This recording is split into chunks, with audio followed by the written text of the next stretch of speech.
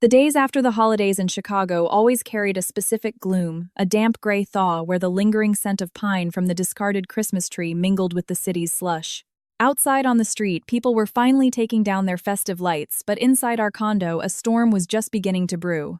I'm Emily, 37, a freelance interior designer. My son Leo is 6 and in the first grade. My husband Mark is in the import-export business, which means he travels a lot. I used to tell myself that a busy, ambitious man was a good thing, until that busyness curdled into a cold, distant silence. We lived with Mark's parents, Margaret and Arthur, in a condo on the near north side that was in both my and Mark's names. My mother-in-law Margaret was a woman who lived and breathed for appearances and social standing. She spoke in a soft, gentle tone, but every word was a precisely aimed needle finding the exact spot where it would hurt the most. My father-in-law Arthur was a man of principle. He adored his grandson but rarely interfered. It was a Monday morning in mid-January, the kind of damp day where the polished hardwood floors felt sticky underfoot. I was making oatmeal for Leo, warming up some leftover holiday ham, and trying to mentally juggle getting my son to school on time with sending new design mock-ups to a client. All I wanted was a peaceful morning, but in this house, peace was a luxury you had to beg for. Margaret emerged from her room, her gaze sweeping over the kitchen before landing on the dish rack. When you have guests, the house should be presentable. Leaving things out like this, people will talk. My hands froze over the stove. I kept my voice polite. Of course. I'll put them away right now, Margaret. She didn't reply, instead, watching Leo as he struggled with his shoelaces. He looked up. Grandma, I have a spelling test today. Margaret just grunted, then turned back to me. Get him to school, but come straight back. We have things to do around here in the next few days. Big things. Before I could ask what she meant, her phone rang. Mark's name flashed on the screen. As was her habit, a habit I now realized was a performance for my benefit, she put it on speaker. Mark's voice was sharp, impatient. Mom, listen. You don't have to kick her out directly. Just make it so she wants to leave on her own. I stood motionless. The bowl of oatmeal in my hands was hot, but a chill ran down my spine. Margaret let out a small, satisfied hum. And the locks. Wait until she takes Leo out, then have them changed, Mark said, his tone clinical, as if he'd rehearsed it. If anyone asks, say the old lock was jamming and you had a locksmith fix it. No drama. Just make sure she can't get back in. For a few seconds, the only sound I could hear was the frantic pounding of my own heart. The condo was in both our names, yet in my husband's mouth I was an intruder to be locked out. The deepest cut was the humiliation happening right in front of the woman who already looked down on me. Mark's voice softened slightly. You need to get ready to welcome our guest. Be strong, Mom. I've got this handled. Guest. I understood instantly. The big things she was preparing for wasn't an event. It was a person. A replacement. And I was just the clutter that needed to be cleared away. Don't you worry, son, Margaret said, her voice firm. I know exactly what to do. I swallowed the lump in my throat, hard and dry. I wanted to scream to demand an explanation. What do you think I am? But I looked at Leo, who deserved a normal morning, not one filled with the sound of adults tearing each other apart with words. We're taught to air our dirty laundry in private, but this wasn't about saving face. It was about protecting my child. Arthur walked out from the living room. He glanced at me, his expression unreadable. He didn't take a side, but his look was a silent warning. Stay calm. I knew he was right. If I exploded, the first casualty would be Leo. I knelt and straightened my son's collar. Do you have your jacket? It's damp out, you'll catch a chill. Leo grabbed my hand, his small fingers warm in mine. That warmth steadied my trembling. I remembered something my own mother always said, keep a cool head and you can keep a roof over your child's head. The roof wasn't just the ceiling and walls. It was our entire world. Before we left, my eyes darted to the small bowl by the door where we kept the spare keys. I didn't touch them. I just made a mental note. They were planning to change the locks on the door. I had to start thinking about holding on to the keys to my own life. Margaret saw us to the door, her tone dripping with condescension. Go on now. And come straight back. No dawdling. I managed a thin smile. Of course. Just dropping Leo off at school and I'll be right back. The heavy condo door clicked shut behind me, my reflection a faint blur on the polished brass number plate. I was still me. Still the daughter-in-law who called her Margaret out of respect. But from the moment I heard that call, I knew some cracks don't make a sound. They're like a quiet, seeping dampness that chills you to the bone. I used to believe that if you're a good person, good things will happen. That turning the other cheek was a virtue. But there's a difference between keeping the peace and letting someone walk all over you. Now, I only believed one thing: kindness has to have a spine. Otherwise, people will mistake it for weakness. And I was done being weak. After dropping Leo at school, I drove back, my heart a lead weight in my chest. Chicago's post-holiday streets were still dotted with the occasional string of lights, but the damp winter cold was relentless. Arriving back at our building, I paused before pressing the button for the elevator, Mark's voice echoing in my head. It felt like a bucket of ice water down my back. Inside, Margaret had changed into a tailored sweatsuit, dark and immaculate. Strangely, she wasn't snapping orders as usual. She was pacing, checking her watch, then glancing in the hall mirror, as if expecting someone important. I walked in. "I'm back." She gave a single dismissive, her eyes glued to her phone, which lay screen up on the coffee table. I saw it light up repeatedly with notifications, and then a name appeared: Valerie. Margaret snatched it up and answered, switching it to a video call. On the screen was a young woman, maybe late 20s, with soft curled hair and a perfectly calibrated smile. Her voice was pure honey. "Margaret, hello, how have you been? It's Valerie, Mark's friend." The word friend was drawn out, soft as silk and sharp as a razor. I stood in the kitchen alcove, rinsing a coffee mug, hearing every word. The cold tap water wasn't as cold as the feeling creeping up my spine. Margaret's face broke into a genuine, radiant smile, a smile I hadn't seen directed at me in years. "Valerie, dear, what a lovely surprise. You've caught me at a perfect time." Valerie tilted her head. "Oh, good. I just had a friend bring some things back from Europe for me, and I set aside a little something for you. A nice anti-aging serum and some imported Swiss chocolates. I hope you'll enjoy them. I'll be back in the States in a few weeks, and I'd love to drop by and say hello properly if I'm not imposing." I almost laughed out loud, a bitter, painful sound. Serums and chocolates to keep my mother-in-law healthy and happy while I was being plotted against. Life was truly something else. Sometimes the most effective bribes weren't delivered in envelopes but in beautifully wrapped gift boxes. Margaret was beaming. "Imposing. Don't be silly, dear. How could I possibly mind? You are so thoughtful. How is Mark doing over there? Is he working hard?" Valerie's smile was knowing. "Oh, Mark is so busy. He talks about you all the time, you know. He told me the first thing I had to do when I got back was to come and see you." My throat tightened. Mark talked about his mother. He talked about her. What about his son? What about his wife? He probably only mentioned me when he needed to give an order. Margaret spoke as if showing off a prized possession. "Yes, he's always been ambitious. That's how a man should be. You can't get ahead in this world by staying cooped up in a kitchen, can you?" She shot a quick, pointed glance in my direction. I kept my head down, rinsing the mug, my inner voice a steady chant: "Stay calm. Don't fall into their trap." On the screen, Valerie feigned a blush. "Well, I just hope to earn your good graces." "Of course, dear. A girl with such good sense and a good heart." Margaret's smile faded slightly as she adopted a confidential tone. "But you know, being part of a family, it requires a certain awareness. You have to know your place. I can't stand it when people are too entitled." I nearly dropped the mug. That last line wasn't for Valerie. It was a dagger aimed straight at me, wrapped in just enough politeness to deny any malice. The call ended. Margaret set her phone down as if she'd just closed a major deal. She stood, surveyed the living room, and issued her commands cloaked as gentle reminders. Emily wiped down the coffee table. And those curtains could use a wash. The floors need polishing, too. We have an important guest coming, and I will not have them thinking we live in filth. I took a deep breath. Important guest. She emphasized the words. If I reacted, she'd accuse me of being a jealous, bitter wife. If I stayed silent, she'd walk all over me. I chose a third path: compliance, but with awareness. "Yes, of course. I'll get right on it." I went to the laundry room, my hands busy but my mind racing. I opened the Notes app on my phone. Not to vent, but to document. January 15th. Video call from Valerie. Promise of gifts. Margaret's reference to an important guest. They were like bricks. I didn't know what I would need to build later, but I knew that to stand firm, I needed a foundation. Margaret was on the phone again, gushing to someone. I could only catch snippets. Yes, from a very good family. Well-educated, knows how to carry herself. Not like some... The sentence hung in the air, but I knew exactly who it was meant for. I was being compared and weighed like a cut of meat at the deli. I gripped the handle of the vacuum cleaner and told myself, they can hold the scales, but I don't have to step on them. Arthur emerged from his study, a newspaper in his hand. He saw Margaret's flurry of activity and my silent, methodical cleaning. His gaze rested for a moment on the phone on the coffee table. He didn't ask, didn't scold. He just murmured as if to himself. All this drama between the adults.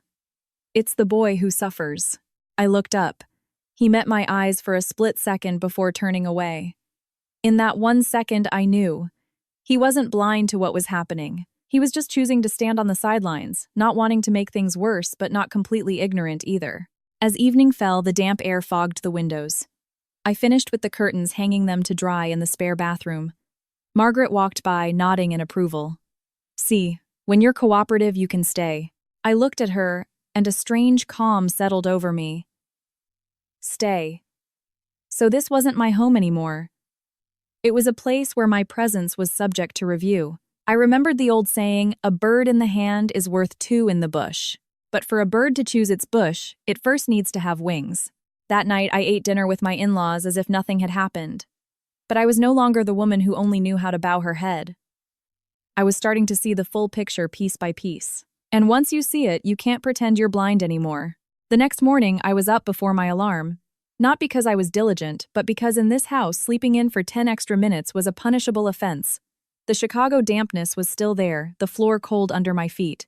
I made pancakes for Leo, and scrambled some eggs, listening to him sound out words from his reading book. Watching his small mouth form each letter, I made a silent promise. No matter what storms were brewing for him, I would always be the anchor. Margaret came out a thin cardigan over her shoulders. She glanced at the pancakes. Too much sugar. It will make him hyper. And the eggs are overcooked. A child can't chew that. A mother should know better. I put my fork down, my voice even. I'll keep that in mind for next time, Margaret. I was a bit distracted this morning. She didn't want an explanation.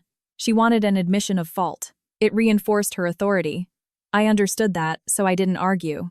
But her words no longer pierced me like they used to. After school drop-off, I came home and buried myself in work. A client needed revisions on a bedroom layout, and I had to get them done before noon. I set up my laptop at the dining table, one eye on the screen, the other on the pot of soup simmering on the stove. My life had become a balancing act on a high wire with fire on both ends. Around 10 a.m., Margaret called me into the living room. She was sitting with the household expense ledger, a ledger I was once invited to contribute to, but was now pushed aside from like a coaster. The electric bill is up again. It must be you with your computer and lamps on all day. Women who pretend to work but can't even contribute properly? I looked up. She was the one who kept the heat cranked up to a tropical temperature. But the comment wasn't about facts. It was about making me feel like a freeloader. I'll be more careful. You should have been careful long ago, she sniffed. And about that joint savings account. I've told Mark a woman shouldn't be in charge of money. A man has to handle the big picture. I froze. The joint savings account. She mentioned it so casually. It was the sweat and late nights of both of us. I didn't ask what she knew that would give me away. I just nodded. Inside, a new alarm bell started ringing. That afternoon, I got a text from Mark. No, how's Leo? No, how are you? Just a single blunt sentence. Don't make things complicated at home. I stared at the screen and laughed a hollow, joyless sound.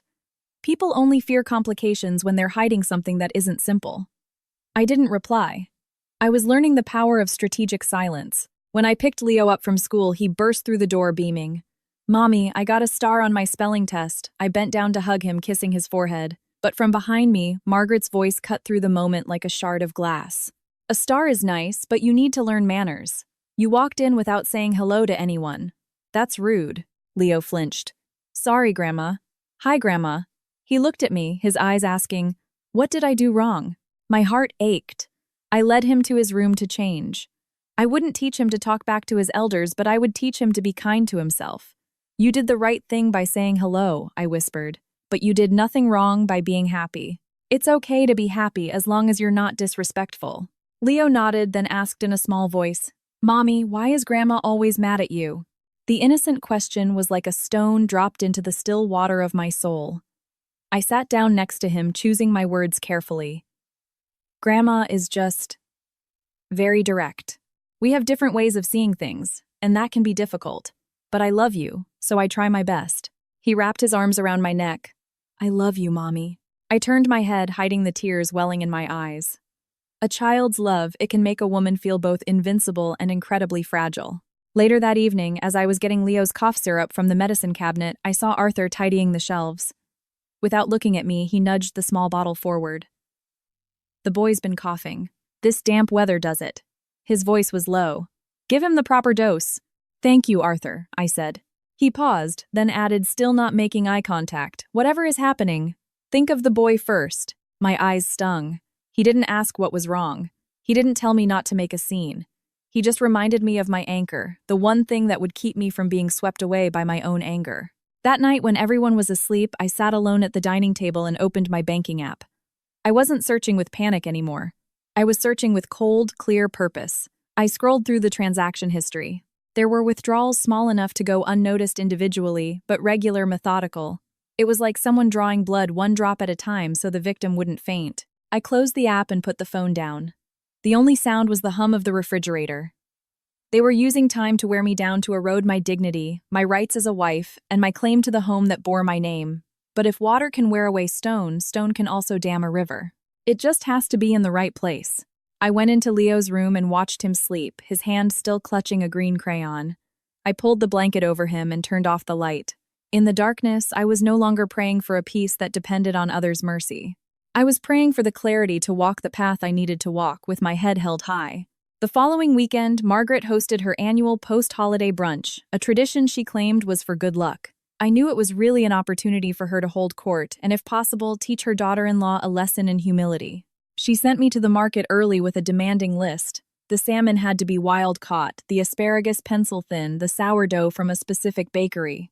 I complied not out of fear, but because I wanted the day to pass smoothly for Leo's sake. By noon, the relatives had arrived. Mark's aunt surveyed the living room and chirped, "Oh, Margaret, you're all doing so well this year. The place looks wonderful." Margaret smoothed her cashmere sweater.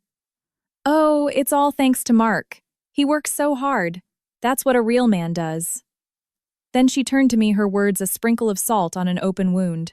A daughter-in-law just needs to keep the house in order, not get ambitious about other things. I placed a platter of appetizers on the table and smiled. "Yes, of course." The aunt looked me up and down. "An interior designer, that sounds so fancy. You must make good money." Before I could answer, Margaret cut in her voice a sharp mix of laughter and scorn. "Oh, it's just a hobby. The man of the house takes care of the finances. When a woman gets too involved with money, it ruins a family." A few people chuckled. My ears burned, but I sat down and began cutting a piece of quiche for Leo. I wouldn't turn a family brunch into a battlefield. But Margaret wasn't finished. Halfway through the meal, she put down her fork and sighed dramatically. "It's so difficult. Some people come into your home and act like they own the place. If you say something, you're a difficult mother-in-law. If you don't, the whole house falls apart." The aunt chimed in immediately. "You're right. A daughter-in-law is still a guest in a way. She has to know her place." I sat up straight. Guest. The word was a slap in the face. I was Mark's wife, Leo's mother, a co-owner of this condo, and in their mouths I was a guest. I glanced at Arthur. He continued eating, not saying a word. But just as Margaret was about to launch into another tirade, he set down his fork. His voice wasn't loud, but it silenced the table. "Let's be mindful of what we say in front of the child. He's old enough to remember." That was it. The conversation shifted abruptly. Margaret, looking flustered, busied herself with the salad. "You always worry too much, Arthur." He didn't reply, simply excused himself and went to his study. It was his way of helping, not a direct defense, but enough to halt the attack. After the meal, I was in the kitchen washing dishes, listening to the chatter from the living room. Margaret was bragging again about the important guest who was coming, about the expensive gifts, and dropping more hints about people who don't know their place. I didn't go out. I wouldn't give her the satisfaction of seeing me upset. When I finished, I went to the medicine cabinet for Leo's cough syrup. Tucked beside a bottle of aspirin was a small folded piece of paper. It looked intentionally placed. I opened it. It was a phone number and a name, Henry Cole, Esquire. Below it, in Arthur's neat handwriting, was a short note, "For family matters. Call if you need to." I stood there stunned. For the first time, I felt like I wasn't being cornered. I glanced toward the study. Arthur was standing in the doorway, not looking at me. He gave a subtle, almost imperceptible nod, then disappeared inside. No explanation. I understood. It was his way of offering me an escape route while maintaining the family's fragile peace. Late that night, as guests were leaving, Margaret passed my bedroom door and said loud enough for me to hear, "You know, if the lock on the front door acts up, a locksmith might have to come. It's a normal thing, nothing personal." I looked up from the book I was reading to Leo, my expression calm. "Of course, Margaret. Things break. They need to be fixed." She seemed taken aback. She had expected panic, but I gave her nothing. That night, I didn't cry. I sat at my small desk and did something I had been putting off. I took pictures of every important document I could find: the condo deed, the mortgage agreement, property tax statements. I didn't take the originals. I just created a digital file meticulously labeled, "Trust but verify." As I put my phone away, I looked again at the lawyer's number. It was small, but it made me feel less alone. They were borrowing my patience, my dignity. Sooner or later, the debt would have to be repaid. I tucked the piece of paper into the most secure pocket of my wallet right next to Leo's birth certificate. It wasn't just a number anymore. It was a reminder that I had the right to be treated with respect, and my son had the right to a mother who wasn't considered an outsider in her own home.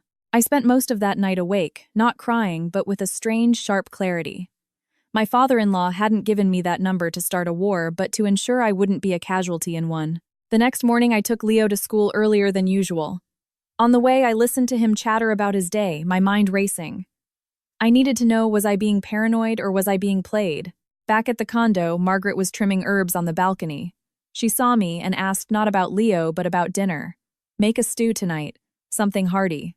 I agreed, but instead of going to the kitchen, I went to my room, closed the door, and opened my laptop. The joint savings account. Mark always said, "Don't worry about it, honey. I'll handle it." In love, those words sound like comfort. Now they sounded like a threat. I logged in. The balance appeared on the screen. I blinked, then blinked again. Sure, I had misread it. The number was drastically lower. Not by a few hundred, not by a few thousand. There was a gaping hole. I scrolled down the transaction history. The withdrawals were methodical, spread out over months, each one just small enough to not trigger an immediate alert. A few thousand here, a few thousand there. I did a quick calculation on my phone. My fingers felt numb. The total was $62,000. I put the phone down and stared at the wall. $62,000. It was the money from my late-night design projects. It was the money Mark had proudly said was for Leo's future. It was the money we were going to use to renovate his room when he got older. I refused to panic. I took a deep breath, walked to the kitchen, poured a glass of water, and drank it slowly. Then I went back, took screenshots of every single transaction and saved them in a password-protected folder. I didn't know what would come next, but I knew one thing with proof: people have to listen. In this house, a woman's word was often dismissed as emotion. But documents, they were as solid as stone. I waited until Margaret went out for her daily walk, then I called Mark. The phone rang for a long time before he picked up, his voice annoyed. "What is it?" I kept my own voice steady. "Mark, I was just looking at our joint savings. There's about $62,000 missing. Did you move it somewhere?" A beat of silence. I could hear the faint hum of an air conditioner in the background, the sound of a hotel room. He chuckled, a dry, dismissive sound. "Why are you suddenly auditing our accounts?" "I'm not. I just saw it." "I moved it for an investment," he said curtly. "What kind of investment?" I asked, still keeping my tone level. "A project. I told you I had something in the works." I took a slow breath. Project.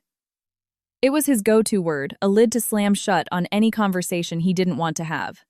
"Can I see the paperwork for it? Since it's our money, I should probably know the details." He sighed a loud, exasperated sound. "Here we go again.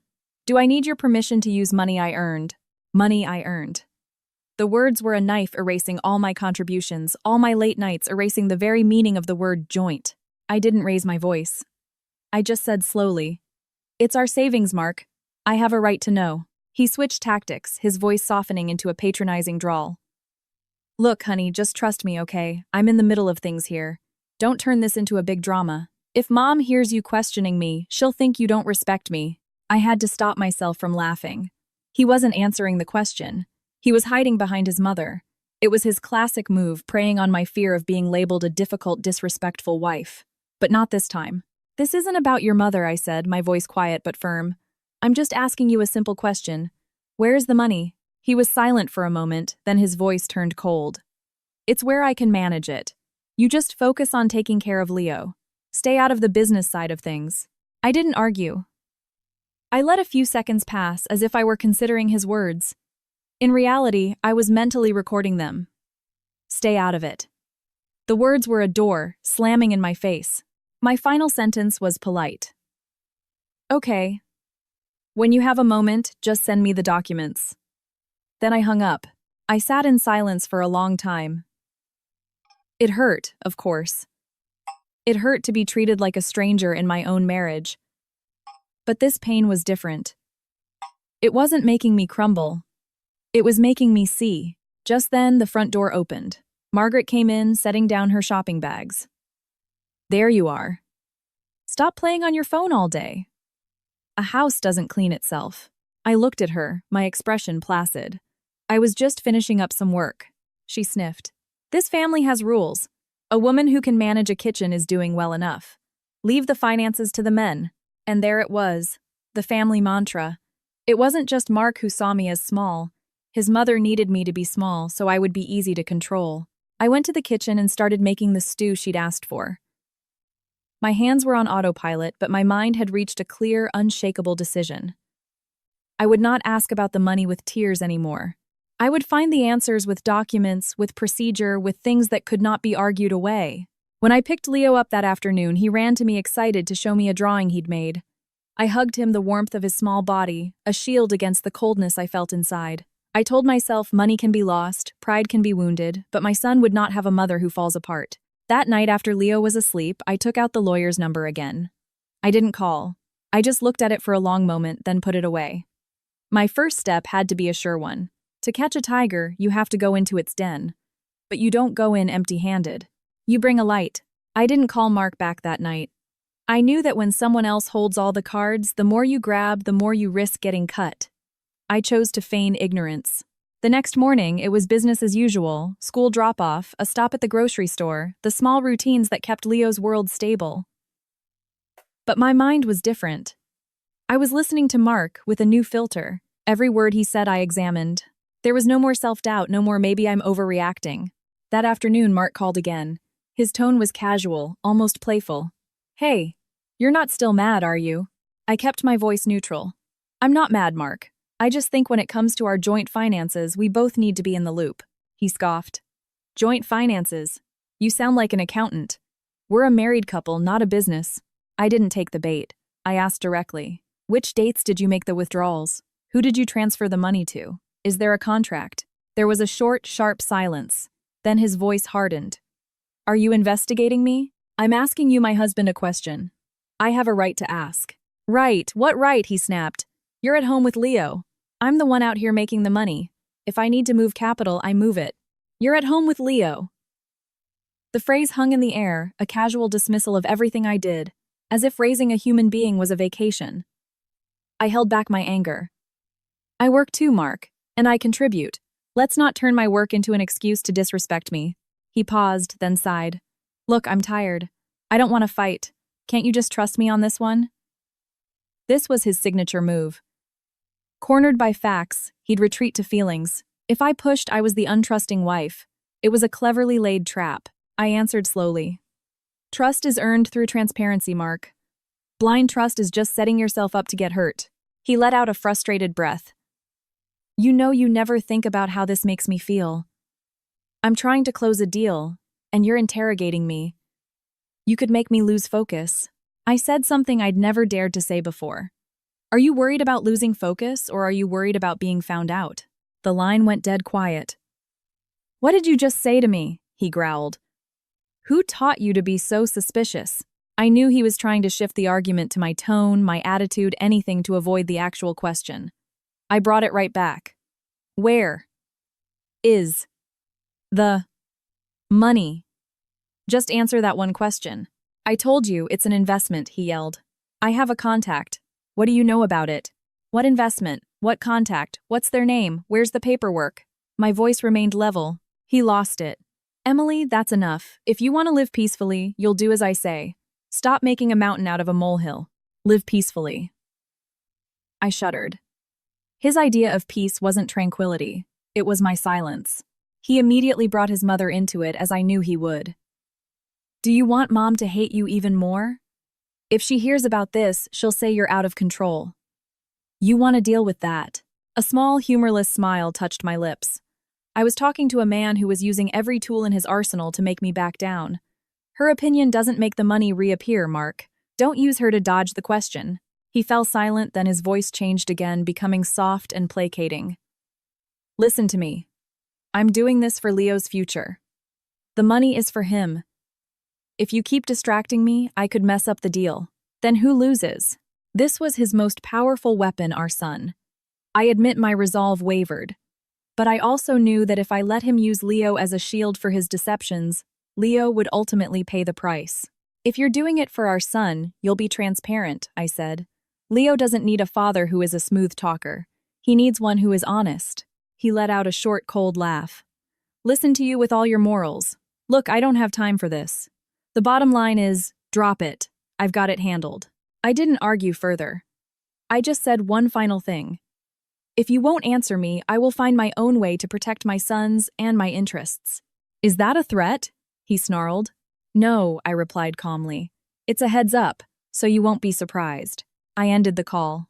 My hand wasn't shaking. The clearer the truth became, the less afraid I was. I looked out the window. The sky was still gray, the glass beaded with condensation like a house that couldn't breathe. That evening, I took Leo to the park. I pushed him on the swings and listened to him tell me about his day at school. I had to keep his world normal even as I prepared to navigate the chaos under the surface. Later that night, after he was asleep, I took out the lawyer's number. I set it on the desk under the lamplight. It wasn't just a piece of paper. It was a door. Not a door for revenge, but a door out of this suffocating maze. I folded it carefully and put it back in my wallet. From now on, I would not beg for the truth. I would go and get it by the most direct route possible. On the morning of January 17th, I was washing my hands when my phone buzzed. It was a text from Mark, an image of him at an airport smiling, his shirt crisp. The photo was carefully framed to show a gate sign and a luggage tag, but it showed nothing of business, no briefcase, no laptop, no colleagues. It was a photo designed to project an image to tell me I'm far away, I'm in control, so you be a good girl and behave. I didn't reply. I went to Leo's room and looked at his schedule taped to the wall, reading assignments, math quizzes, art class. Small, clear, predictable things. Sometimes the only thing you can hold on to isn't a promise but a schedule. Margaret, however, was in overdrive. She had a handyman come to measure for new curtains. She ordered a new set of dinnerware online. She made me clean the balcony windows until they gleamed. A clean house earns respect, she said, standing behind me. Don't let people walk in and think we have no standards. People. She said it as if the guest she was expecting was the future owner of the house. I just kept cleaning. I knew she wasn't teaching me to be a better homemaker. She was teaching me how to be invisible. I wouldn't argue. I just kept my mind on my own calculations, not of revenge, but of a clean legal exit strategy. That evening, I told Margaret I'm taking Leo to the dentist tomorrow morning. He's been complaining about a toothache. She frowned. A dentist? That's expensive. Just have him rinse with salt water. I'd rather be safe than sorry, I said, using the universal language of motherhood. If he's in pain, he won't eat or focus at school. She waved a dismissive hand. Fine, but be back quickly. I made a note in my phone. Tomorrow. Dentist. It was the perfect, irrefutable reason to be out of the house for a few hours. The next morning, I actually took Leo to the dentist for a checkup. Afterwards, instead of going home, I went to my mother's house. I had a small duffel bag with a few changes of clothes for Leo and some of his favorite books. It wasn't a move. It was a contingency plan. If they were planning to change the locks, I needed a safe place for my son to sleep. My mom saw the bag and her expression softened. Is everything all right over there, honey? I kept it brief.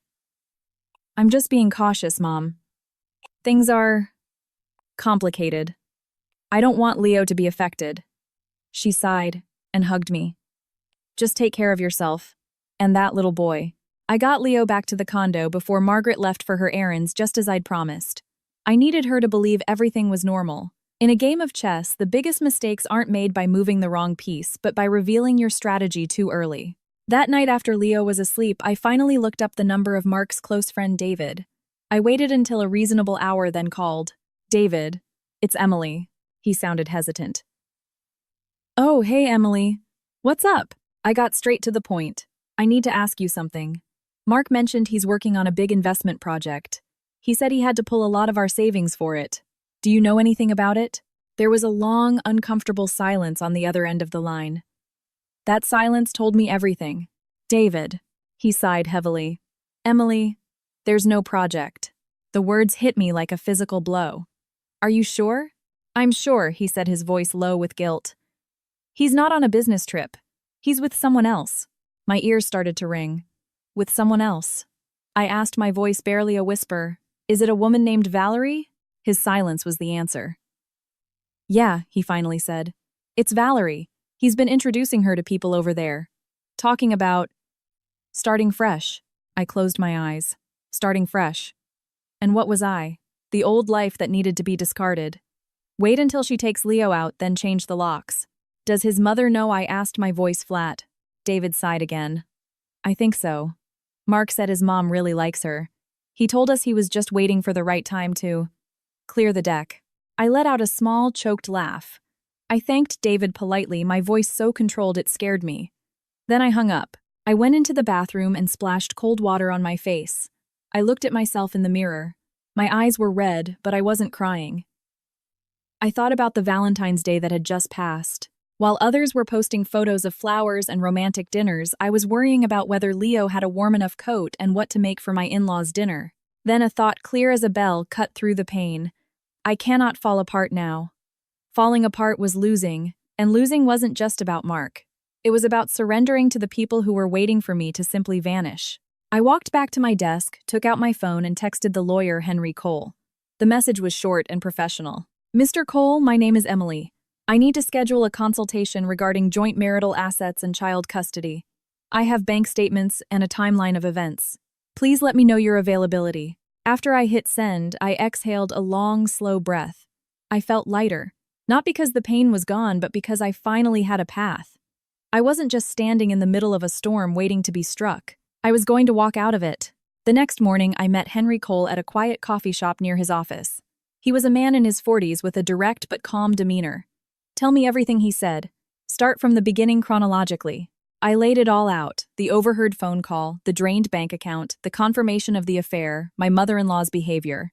I showed him the screenshots of the bank statements. He listened without interruption, then asked a simple question. What do you want, Emily? I want to protect my son, I said, my voice clear and steady. I want to leave with my dignity. I don't want a messy fight, but I will not be thrown out of my own home like a piece of trash. He nodded. Good. Here's the situation. Legally, they can't just lock you out of a property you co-own. But practically, they can make your life a living hell until you give up and leave. If you want to be proactive, there's a way. But it requires you to be very smart and very careful. He leaned forward. You need him to give you a power of attorney for the property. My heart skipped a beat. A POA. It was the key, but how could I possibly get Mark to sign it? He's in Singapore, I said. That's actually better, Henry explained. For a POA to be ironclad for an international real estate transaction, it needs to be signed and notarized at a U.S. embassy or consulate. It's a formal process. If you can get him to do that, his signature is undeniable. He looked me straight in the eye.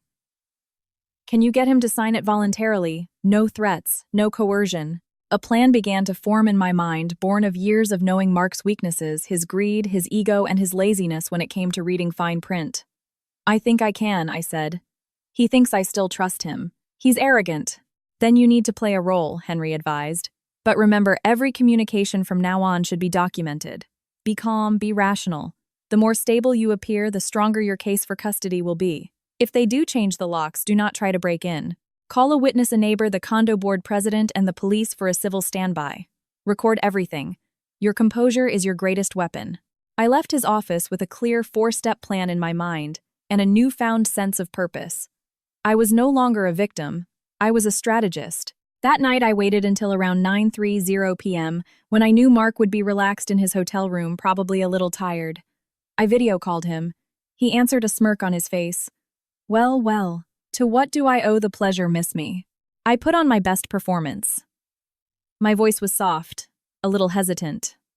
Mark, I'm sorry about the other day. I was just stressed. I shouldn't have questioned you about the money. His smirk widened. That's better. Just be good, keep Mom happy.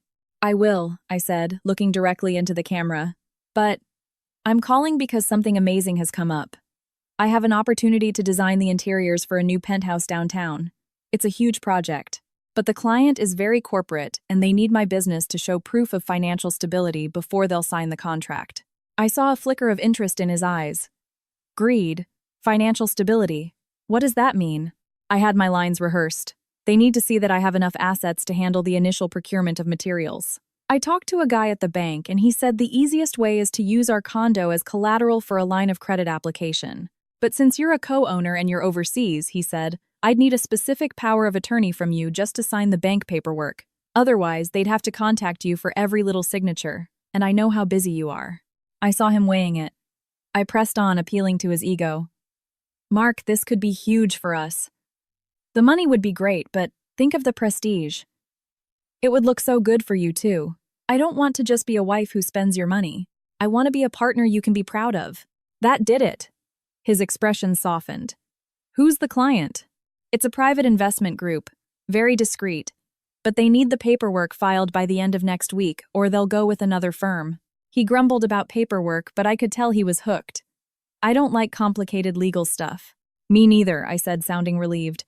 That's why I had a lawyer draft a standard form just for this purpose. All you have to do is take it to the U.S.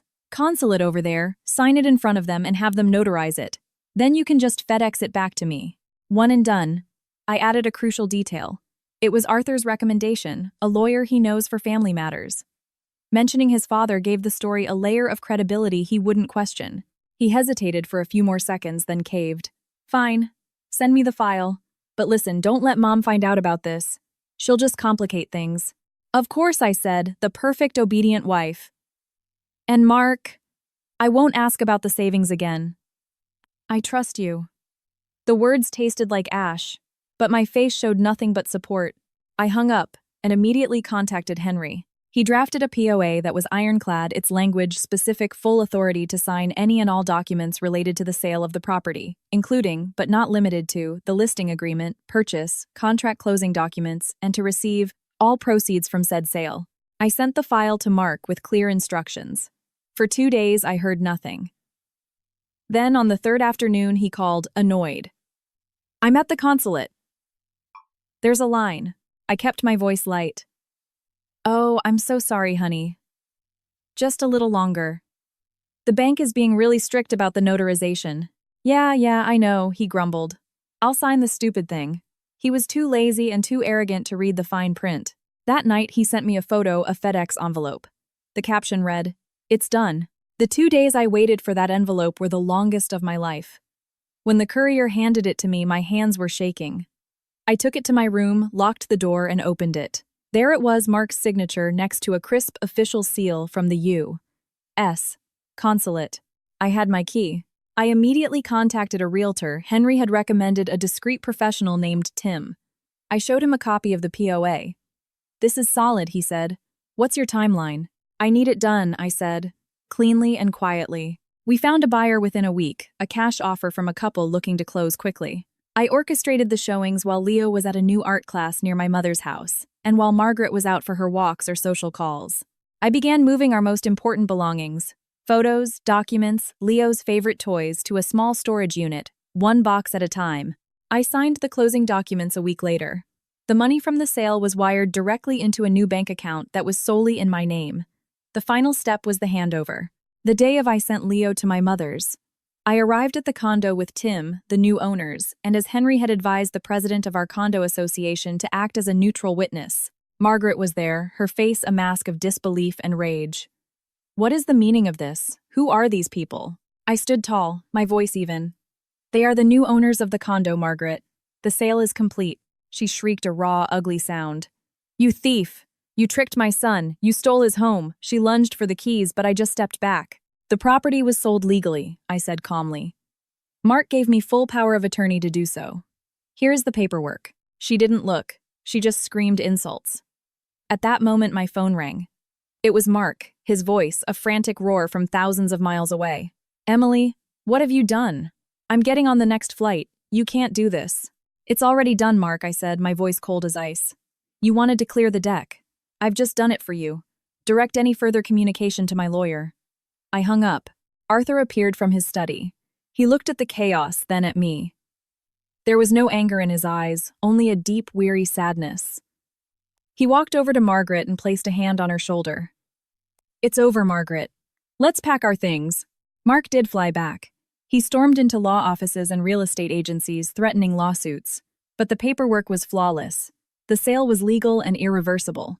Valerie, upon hearing he had lost his asset and was embroiled in a messy divorce, promptly vanished from his life. In the divorce proceedings, I had everything: proof of financial infidelity, evidence of his abandonment, and a stable, secure new life already set up for my son and me.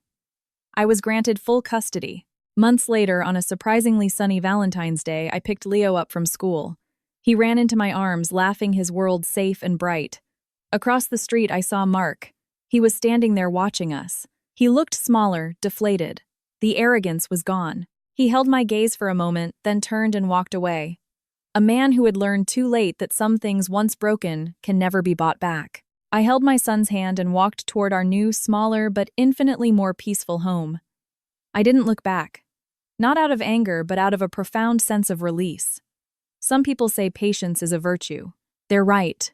But patience isn't about enduring injustice forever. It's about waiting for the right moment to stand up and reclaim your life.